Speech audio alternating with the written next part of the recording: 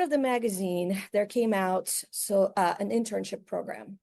So internships are for college students, they're semester long, fellowships are year long for kids that just graduated college. And so we were doing all this work, having massive success with this program, and kids would come into the program not really sure about what they thought about Indianapolis. Some of them were from out of state, some of them were from smaller towns around Indiana, and there was this big question mark of like, do I stay in Indy? I don't think I want to stay in Indy. Indy, there's nothing going on here for me as a creative.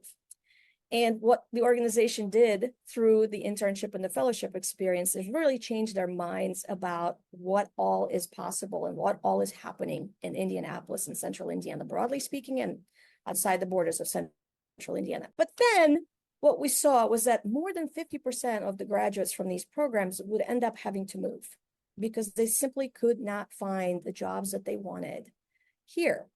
And there came a point probably in about 2018 where I was just like, I've been doing this for 6 years. We're close to 150 kids. Half of them are leaving. Why are we training them for like other markets? How do we fix this? So I started really thinking about the bigger picture and started thinking about economic development from the standpoint of, well, where do jobs come from?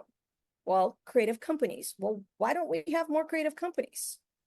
Well, how do we solve for that? And so little by little, I educated myself on the space. And last year, with support from the Lilly Endowment, we went through a strategic planning process with our board and our community, and really just decided through that process that we were going to stop referring to ourselves as an arts and culture organization and become an economic development organization for creative industries. And what that means wholesale is that we're thinking about policy and legislation. We're thinking about economic development, infrastructure, and sustainability.